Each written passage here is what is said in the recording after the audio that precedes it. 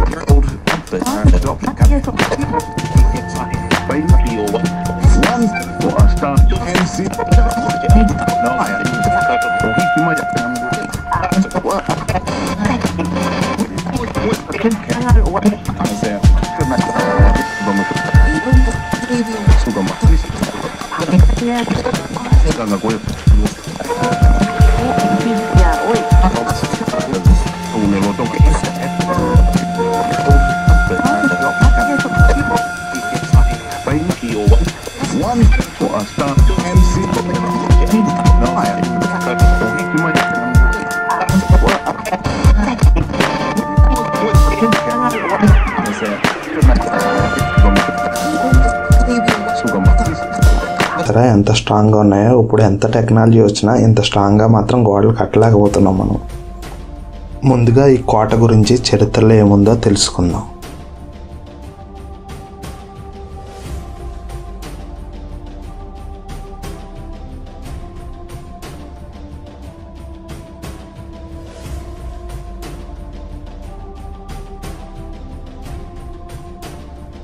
మొగల్తూరులో విష్ణు కుండీనుల కాలానికి చెందిన ఒక మట్టి కోట ఉంది.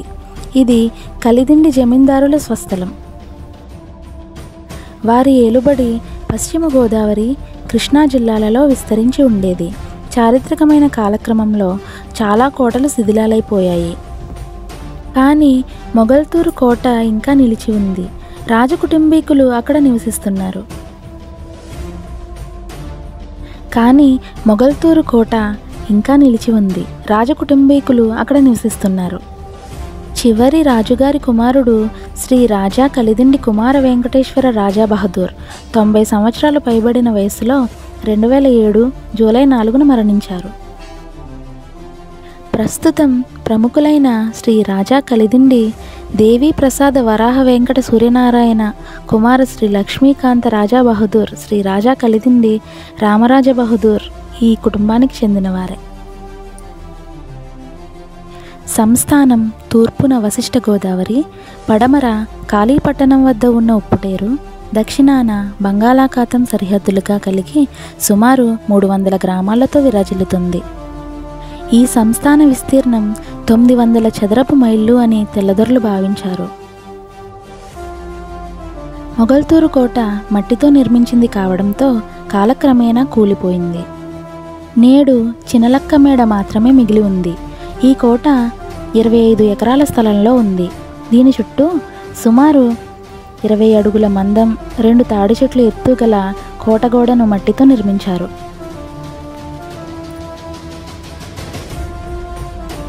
వీటికి 2 వైపులా దుర్భేద్యంగా కాల్చిన ఇటుకలతో గోడలను నిర్మించారు. ఈ కోటలోని ప్రత్యేక ఆకర్షణ లక్షాగృహం అనగా లక్కమేడ. ఇది ఆనాడు ముఖ్య. ఈ మేడలోని గోడల పైభాగంలో చెక్కిన లతలు, పూలు చిత్రకళా చాతుర్యాన్ని ఇనుమడింపజేస్తాయి. రాజదర్బారుగా ఉపయోగించేవారు.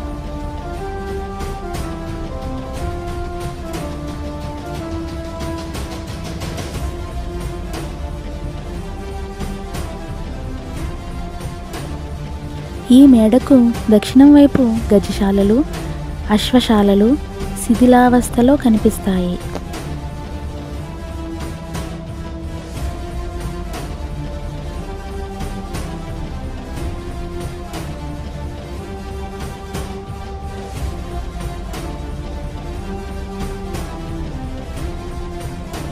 పక్కనే ఈ రాజుల ఫొటోస్తో మ్యూజియం కూడా ఉంది. అది కూడా చూద్దాం.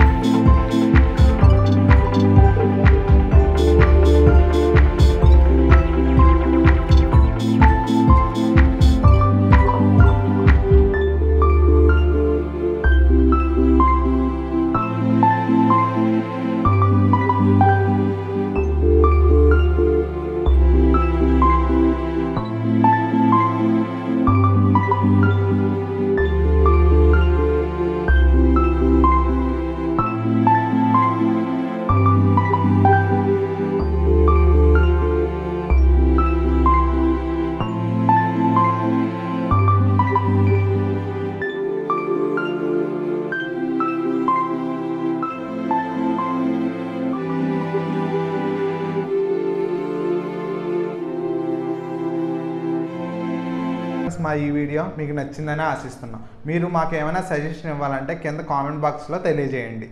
షేర్లు లైక్లు మర్చిపోకండి. Thanks for watching Vihari express.